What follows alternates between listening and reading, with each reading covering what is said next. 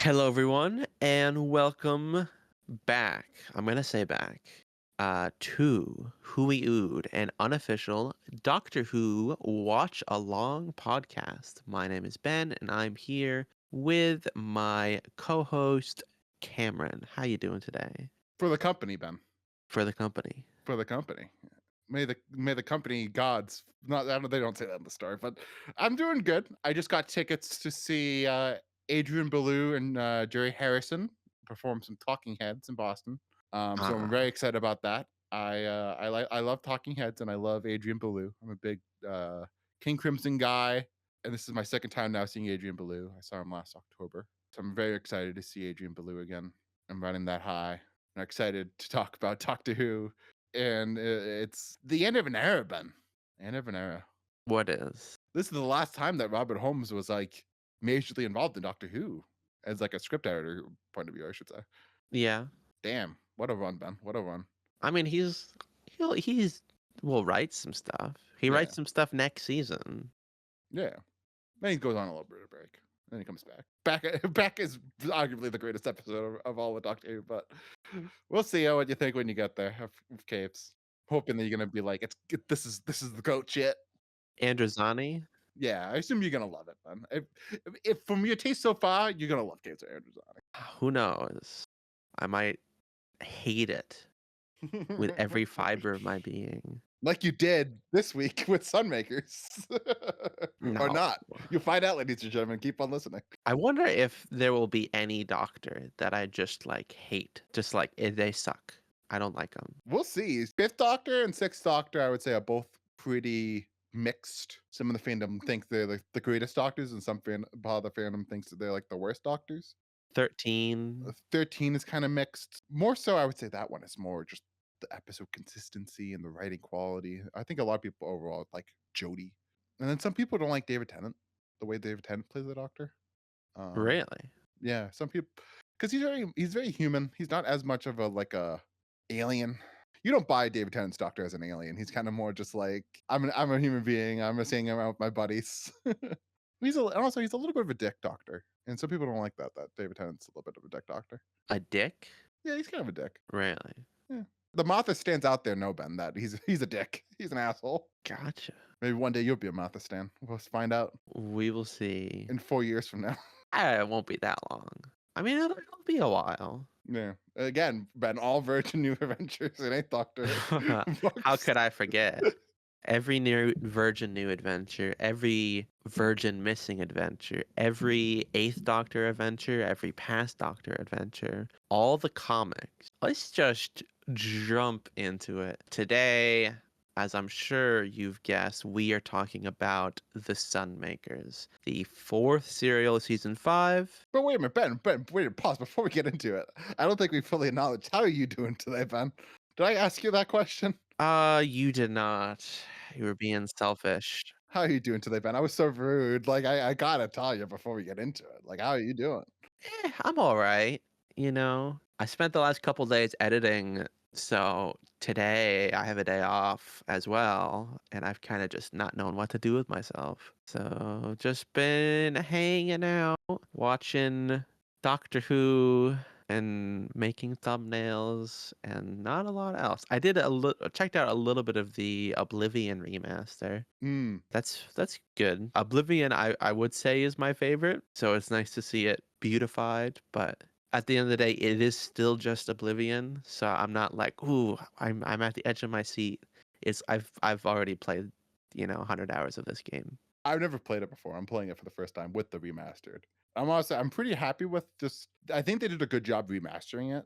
Oh yeah, it's very authentic. It's basically the same game, just a little prettier. And like you really do feel that because there's those moments of jank, the Bethesda jank elements of sometimes where you're just like, that's hilarious that the game is doing that of just a character just like you're talking to a character and the character's just like not looking at you and just turning their heads, or like a moment where like a character just like runs so fast as he possibly can to the objective just because the AI is like, I need to get a point F.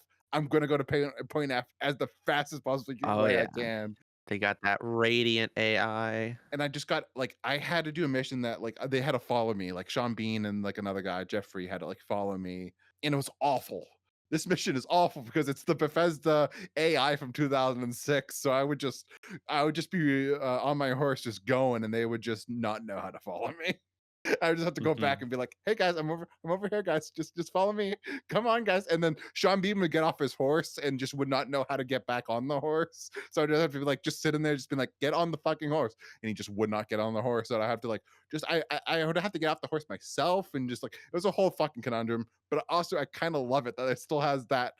It has that Bethesda jank, and there's something to the Bethesda jank that is kind of wonderful and nostalgic. Yeah, it's charming, Yeah. often unintentionally funny.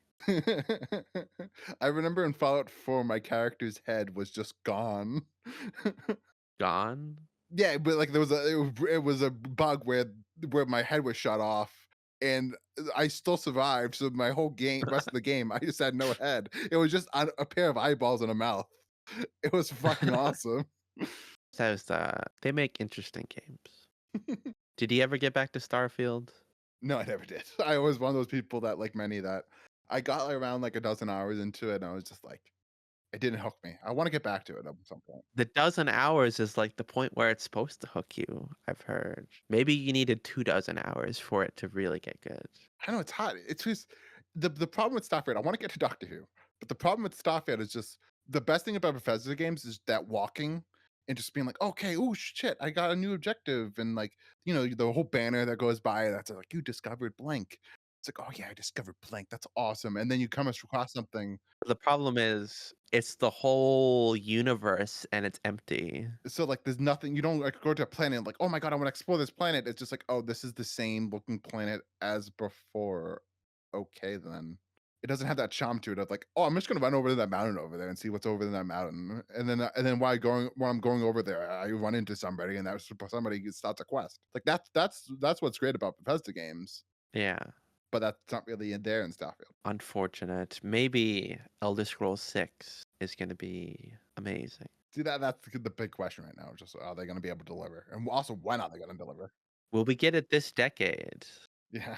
At the moment, I'm just more looking forward to Fallout 3 remake, remastered, whatever they call it. Or maybe we'll get the Skyrim on PlayStation 6 first. Well, no, we know from the Microsoft leak that like they're all working on it. That's the Virtuous's next game. They're working for Bethesda at least.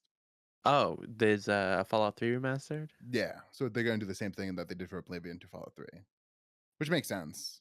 Like you're gonna do it in order. It'd be interesting to see if they did anything older than that. Like, what if they did Morrowind? Or a lot of people would be ecstatic if they did like Daggerfall. Yeah. There was a couple memes out there of like of I forget the guy's name, but like the king from Return of the King, and then like the son goes by and like it gives him something, and then he's just like, Boromir would have gave me Morrowind remake. We'll see. We will see. But today, we are not talking about Bethesda. Some people just listen to this podcast. When we do the video game tangents, they're just like, what is this? This is a Doctor Who podcast. I'm a 60-year-old man wanted listening to Doctor Who. What is this video games you talk about? I mean, chances are a 60-year-old man will know about Morrowind. Maybe. No. Daggerfall? No, my father does not know what Daggerfall is. What? Just think Pac-Man, but bigger. And that's Daggerfall. And like Pac-Man mixed with D&D. Exactly. But anyway, the Sunmakers cam was broadcast November 26th through December 17th, 1977. Written, like we said, by Robert Holmes. You're saying this is his last go as script editor as well? Yeah, kind of like this is his last story of like he's mainly involved in it. Even though he's going to be back in like 3 stories? But that's as a writer, he has more control as a writer script editor. You have nobody else to be. You don't have a script editor be like, oh, but like you really should probably change this and that, and like also a script editor might tell you, oh, you need to do this story around like he did with Terrence Dix. He's like, tell a story about a lighthouse. Like there's more restrictions there. While it's when he has free control over something like the Sunmakers. Nobody told him, yeah, let's do the story about capitalism and taxes. Gotcha. And this was directed by Pennant Roberts, who previously did The Face of Evil and produced, of course, by Graham Williams. And yeah, well, Cam, what did you think of The Sunmakers? It is the best aspect about it is the Terrence Dick, not Terrence Dicks, the Robert Holmes script. He is a very funny man, Ben. He is. And right from the get-go, you can tell that this is going to be a funny story. I think it kind of has a problem some ways of it peaks so early on. It peaks with the Doctor and Leela get onto this alien planet, which is not really an alien planet, it's Pluto. And they see this guy that's going to kill himself, and they ask him, "Why are you going to kill himself?" And his response is, "Because of taxes." And then there's like a great line in there, something along the lines of the Leela does not know what taxes are, so she asked the doctor, "What is taxes?" And he's like, "It's bad." And she's like, "Is it as bad as being tortured?" And he's like, "It's worse than being tortured."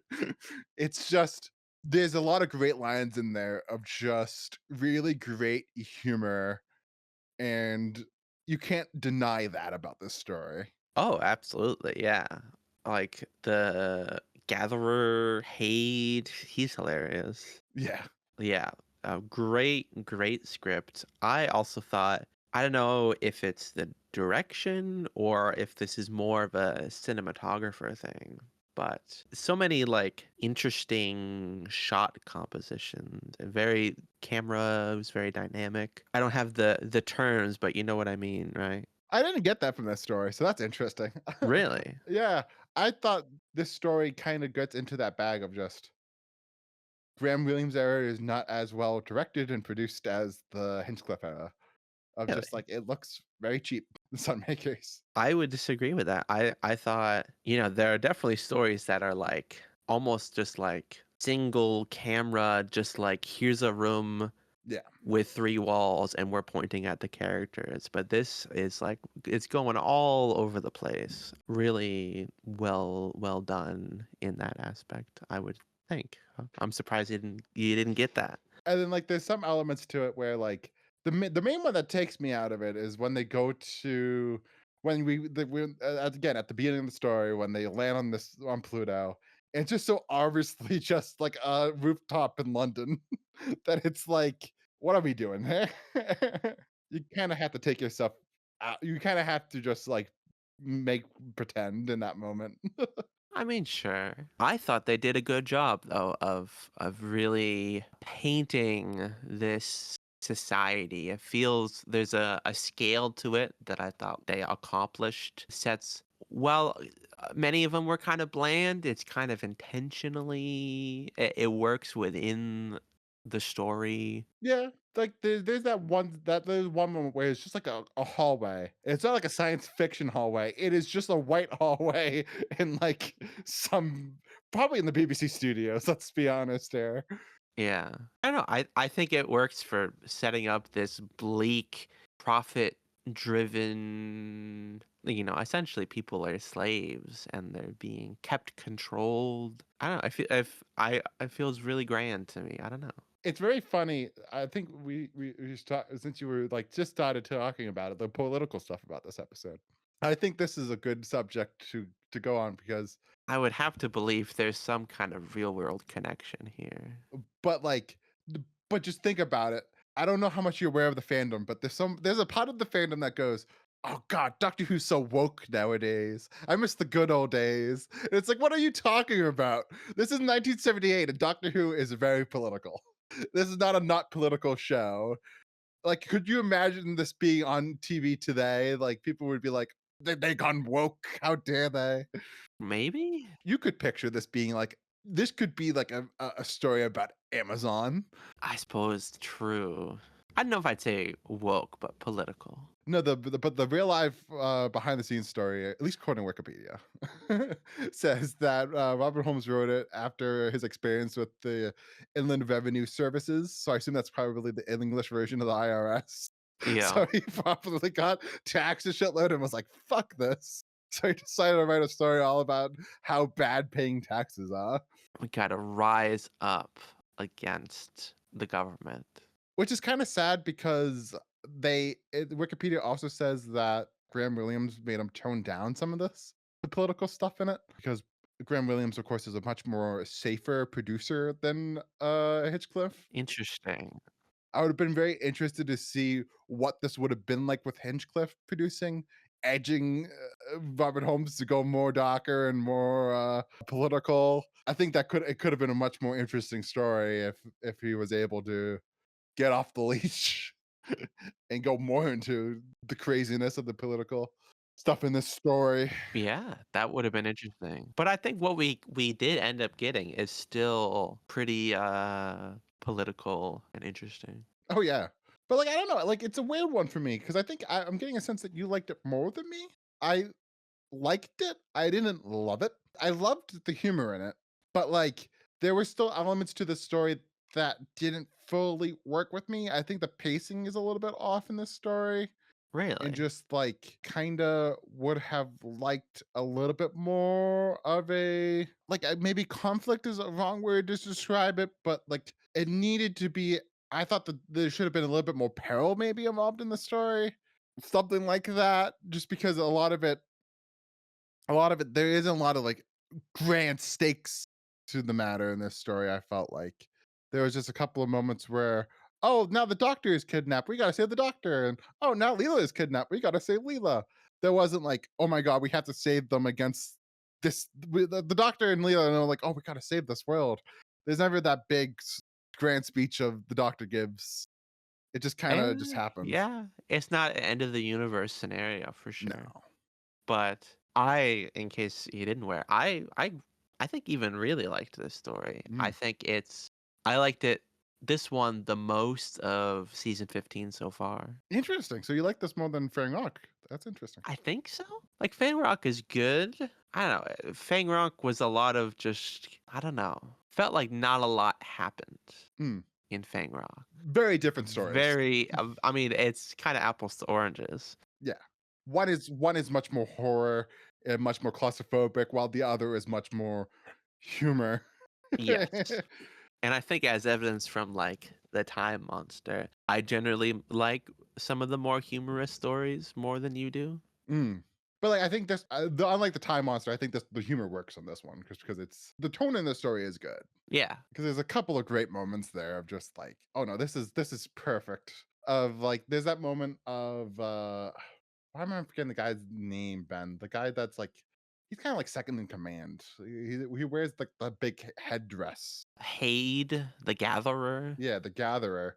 There's that great moment where the gatherer is talking to the collector. The gatherer is talking to the collector and like they're having that chat. I think it's in episode 3. And there's a great line in there where the collector tells the gatherer that we'll put a reward to find Leela and the doctor. We'll take it out of your money. And the gatherer like, oh, and then he stops himself. He's like, that's out of pure just excitement to be able to help the company. Just pure, just the great comedic timing and hilarious. I love whenever they interact too, because he has about 100 different words to refer to the collector. I started a list. Your highest, your sublimity, your eminence, your elevation, your pinnacle, your colossus, your hugeness. Just like, especially for what is a little fellow, I got a kick out of it. No, they have a great chemistry together, and also like they're both of those performances are like those big over the top performances in Doctor Oh Who that yes, only British actors could do. absolutely. Like you can't imagine those roles played by Americans. Like that just America and we as Americans just do not have that range to go to those places. Speaking of British actors, are there any other character like those two for like the one shot characters are definitely kind of the standouts. Did you like any of the other ones? Like the like buddies, Cordo and Bisham, the like really tall guy? They're fine. That's another aspect of the story where I didn't fully connect to it. That I just I thought they weren't these strong characters that I was able to fully grasp on and really care about in this story. Have some funny lines. Yeah, they have some funny lines, and of course, just because like again, I'm not denying that the Robert Holmes does not give out a great couple of lines of dialogue here and there. that makes the story. I was constantly laughing watching the story and was very amused by the story. But like to get it on the other echelon, I would have preferred maybe to have a little bit more character there because they're kind of just like basic blueprint characters. There's not a lot going on there. But I guess True. that's kind of what the world is, that they're not you can't have a lot of character in this world just because you're just working all the time for the company. And even like Yeah. when we're talking about like the whole rebel characters, none of them really stand out to me in particular as like, Yeah. oh yeah, those that's a really great 3D character that I'm at.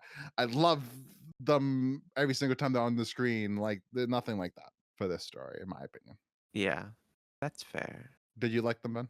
I didn't dislike him. Mm, It was an interesting aspect, particularly with Cordo, the guy who was about to kill himself. In many ways, it's kind of NPCs learning how to become human. yeah. It's interesting. What about the mainstays? The doctor. How is the doctor? The Doctor is good in this episode. Again, when Robert Holmes writes for the Doctor, especially Tom, he is fantastic. Yeah. He definitely understands the Tom Baker doctor. Like again, he has to because he's the script editor for like the majority of his stories in the beginning, and it's just like except for Robot, but like no, yeah, I think he was script editor for Robot actually, so I shouldn't say that. Like he formed this Doctor, so it's like of course like when he speaks, sounds right. It just fits. He understands that like Tom is able to say those lines of dialogue, those very funny, humorous lines so well, and it just makes it fly.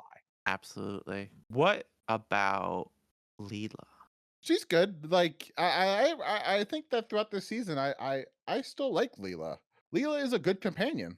Yeah. She is always fun to watch. There's always something fun happening with Leela. She has those great bits of dialogue where she is always trying to kill. She has that instinct Oh, urge to get out a knife and just go ham on people. she does. But yeah, I thought she was good this year. Very heroic, trying to anyway, save the doctor, driving the plot forward. We talk about her every serial. I really like her. She's good. But no, here's the big question, man. What's the big question? What did you think of K9 in his first major role since becoming a companion officially? He was decent. He mostly just kind of follows around and tries to be helpful. Some cute interactions with Leela. The chess game at the beginning and the end of the serial, I think, is a highlight for him and the doctor's relationship. Yeah, and you can kind of tell that through Tom's performance. That I don't think Tom Baker likes K9 that much. I think it's not that hard to act that like he kind of hates this fucking thing. Do you think Tom hates it? Oh yeah, that Tom is like screw this. Rather act against a human than a box? That probably doesn't really work that well, and always malfunctions, and Very loud. yeah. I think K9 is a net positive for the TARDIS crew. I disagree. I think honestly, for this story at least, he's just kind of there. He doesn't do that much. And when he isn't there in the story, I don't feel it. And when he there is in the story, I don't really feel it. He's just kind of in the background at all times, and sometimes has to do something in the plot because of his laser gun or his knowledge. But like, there's nothing really that much going on there that I can really love, at least so far from what we've seen. I guess we'll see as these serials and as the seasons go by how K9 is. Maybe next week he will be used better than in the Maybe. Sunmaker. But yeah, I mean, I like him. He's fine. He ain't Sarah Jane. And he ain't. What was the Robots of Death robot? I forget the name of it, but like B84 or it's something? something like that. V? Yeah. Yeah, I think it's V84. That sounds about right. Or no, I think it's D because it's a dumb. Yeah, it's D. Yeah, it was dumb. Yep. Not a Vok, but a dumb. Yeah. He ain't no D84, but I could see as things go on, they have a little bit more of that dynamic, a little bit of kind of dry snark and the doctor can be frustrated by him. We'll see. Anything more to say about the collector? Great performance. Absolutely. That actor does a great job, and I love the look of him. He looks like a little freak. Yeah, he is a little freak. I like just the way he positions his body. That is great. He's got like that permanent hunch, Yeah. Oh, he's calculating on the little machine, or the big machine, I should say. face half an inch away from the calculator. He looks like kind of like a walking corpse in a way. Like his coloring is off. Yes, he's very, Greenish. yeah. Speaking of greenish, what do you think of how he was defeated? It works as a Doctor Who. We got to wrap this story up quick. The special effect isn't that bad. It could have been a lot worse. Let's be honest here. On my special effects list, put it closer to worse than best. Though there wasn't a lot of like special effects this story. No, I think there might have been a couple of canine laser blasts. no, this is definitely one that like doesn't really need a lot of special effects. Just a lot of set. Yeah, and then again to go back to the other character, Gatherer. the Gatherer is great in this story. Oh yeah, he's a highlight for sure. Oh yeah, especially the way he dies is very funny. Yeah. That they just throw him off the building and they go and then they all cheer and like very I don't know, how would you describe the cheering, Ben? It's very innocent cheering. It's not the cheering of a lynch mob. No, it's the cheering of we just won our Sunday football game. Yeah. And the gatherer just has no sense of self-preservation at all. Sadly, that was changed in the book. Terrence Dicks, what did he do? I saw Oh, it. Terrence Dicks. You shouldn't have changed it. Dix chose to tone down the scene in which the revolutionaries cheer as they hurl one of their former oppressors from a roof, reducing the apparent horror so that the rebels concerned feel that their actions have gone a bit too far. Which makes sense. It makes sense that we're like, oh God, why did we do that? We're like, that's awful. Instead of being like, yay, we did it. So you expressed some reservations. What does this story need to change, in your opinion, to really bring it up to a 10 out of 10 story? You said there were some pacing issues, Yeah, like I would have liked it to have like a threat, like a bigger threat than that's in the story of like other than just like guards. maybe like there's a ticking clock element of like no the Pluto's getting blown up anytime now, like we gotta go and stop them before they drill a hole into destroy the Pluto, or like Eh, something like that that's like a little bit more like the grander stakes at hand that the Doctor has to face, or just the fact of like maybe the Sunmaker, not Sunmaker, but the maybe the Collector's alien races, we see more of them and they're a little bit more of a threat in the story behind the scenes. I don't know. I typically in Doctor Who, I like a monster, man. I'm a little fiend for a little monster, you know. the monster is capitalism, Cam. You don't understand. That's what it is at the end of the day. And I respect it. I respect it, Ben. But I watched Doctor Who for that science fiction action adventure element of the Doctor running against after a monster and running away from a monster. That's what I watch Doctor Who for. So when that's missing, I do feel it. I am like, I want my little monster. Damn. Evil monster, or a little bit more of a evil bad guy instead of just a guy that just wants to make money at the end of the day. Hmm. Just be a little guy that just loves money and the corporation. Trying to think if there's anything I would change. I think the whole like this story is called The Sunmakers. While that could technically describe the collector and the company as like, oh, they put the artificial suns on Pluto. It's kind of a trivial element to kind of call out as like this is the story. Maybe something more with the suns. Like why are they underground? I don't know. So, what kind of impact does this story have on the future of Doctor Who? Does the Doctor deal with capitalism again? He does, of course he does. One of my favorite stories of the Peter Capaldi run is Oxygen, which is all about them turning basically oxygen into capitalism. So like you have to pay for your air in space. It's a Uh, great story. I love that story. I see some connections, potential connections. But yeah, it's there's not this grand thing of the doctor says he goes back to Pluto. Unless he goes back to Pluto in Big Finish, he doesn't. And also I think on a grander scale, I don't know if this might be I don't know how in the future how much Doctor Who is gonna refer to Pluto as a planet, of course. Because of course Pluto isn't a planet. True. They could still go there. Unless so at one point in the Doctor Who universe, they went, "Fuck you, Earth scientists! You're wrong. Pluto is a planet." Well, I guess no, it is Earth scientists because Key 9 refers to it as a planet. So I guess the Earth scientists realized their mistake and then recategorized Pluto as a planet. True. Unless unless K9 just says, "Fuck those Earth scientists. I know better." Did Marius build K9 or did he buy him? That's a great question. Because like maybe Professor Marius is just really loves Pluto. Yeah, he's a Pluto denier. I mean, truther.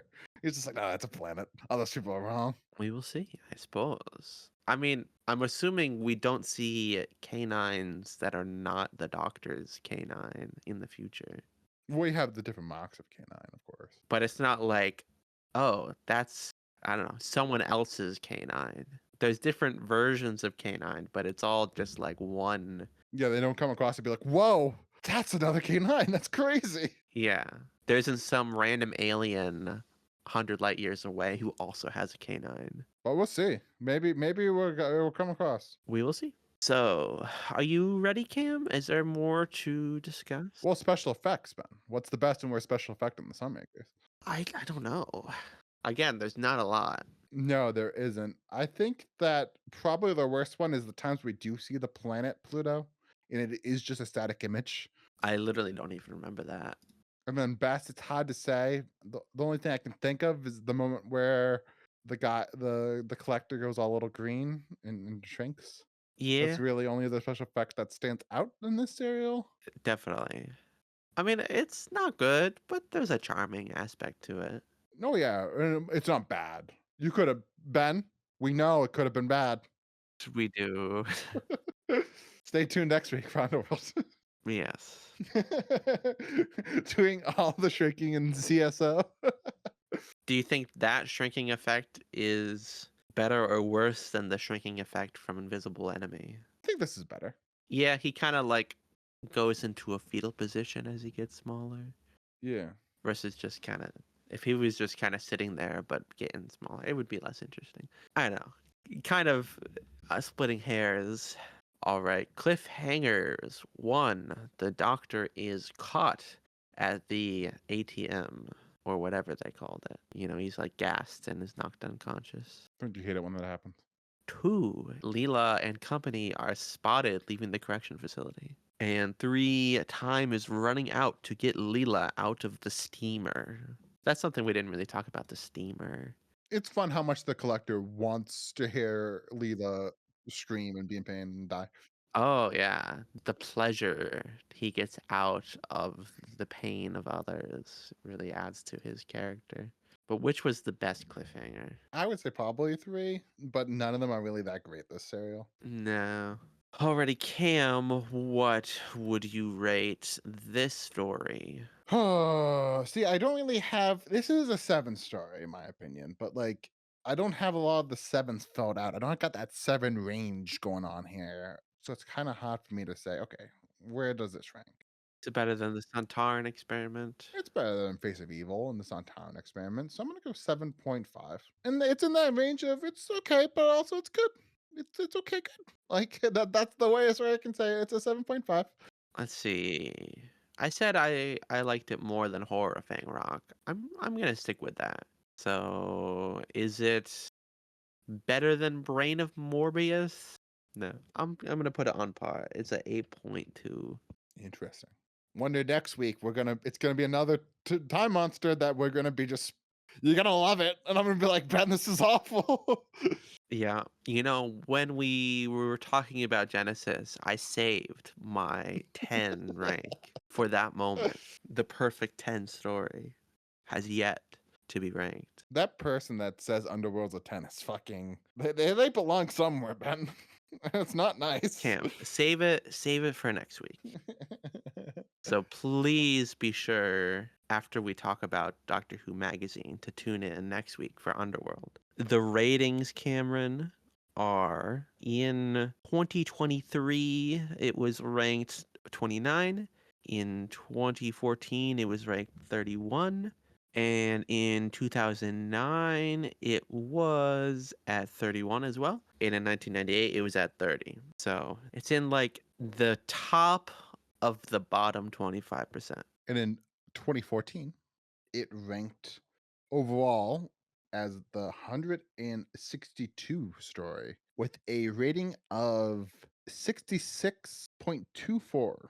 And of the stories we've seen, this ranked one below Android Invasion, which I like this more than Android Invasion, I think. In the poll. It was in between the stories of A Town Called Mercy and Planet of Fire, which I'm shocked Planet of Fire was that high because that story is awful. Revenge of the Cybermen is also higher on this list than Sunmakers, which is crazy. What are you smoking, ladies and gentlemen? That is crazy. That was only in 2014. In 2023, though, it is rightfully 3 places lower.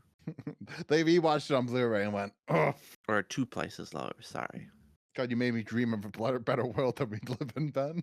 Alrighty. Thank you so much, dear listener, for tuning in. Be sure to like, comment, and subscribe. Follow us everywhere and give us a comment. Tell us about how much you love or hate the Sunmakers. Why is it better than Genesis? And why is it worse than Underworld? And if you like torture, join us next week as we discuss Underworld. Have a wonderful rest of your day. Peace out, everyone.